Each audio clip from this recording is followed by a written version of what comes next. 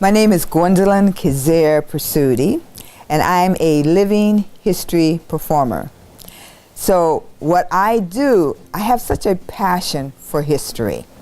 So what I do, I'm a researcher. And so I go in and I glean out the information about a particular person in history that no one has really heard of this person. Yet this person is very important in history. So I glean out that information for the character and I put it together so that I can share this wonderful story about this person with my audience. I have been owned all my life, so I can speak on such matters. Out there, in the other rooms of this house, there are inventory takers, creditors, putting a value on all of Mr. Dean's property. And I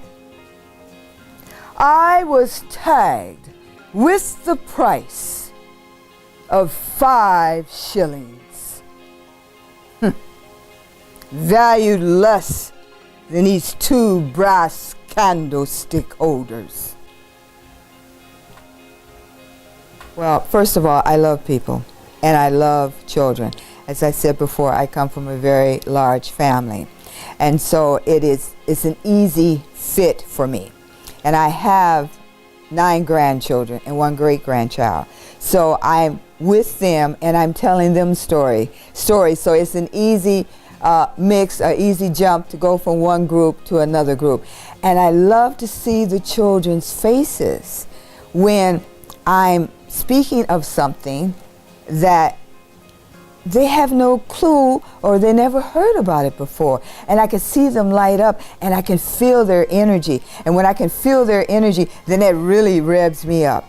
And with young audiences, it gives me this opportunity to reach a broad spectrum of children from the elementary school through high school. And that's why I love being with young audiences.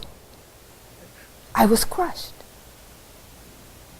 My father gone. All I could think of were the stories that he told me about his life in Africa. I could see my father working and the sweat pouring down his face and his strong arms that once held my mother and me. I was performing one of my characters, and after the program, the young man sat there silently through the whole program, and then afterwards he came up on his own and he asked me a question that he was afraid to ask in front of the other students. And the question was, "I'm sorry to hear about your troubles. How long have you been free?" And so that really, really got to me, because the whole time he was sitting there, he thought that all of those events had taken place that it really happened to me.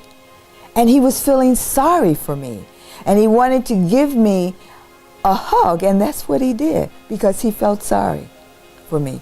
So that was a moment. That was a moment.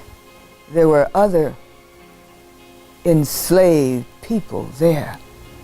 She called us her servants, but we were not servants. We were slaves. This is my second life. I reinvented myself. Prior to this, I was a Department of Social Welfare worker with a caseload of 300 people. And when I retired, I went into my passion, history and storytelling. So now I am loving every single moment of it. The researching, the performing, the meeting the people. It is just fabulous.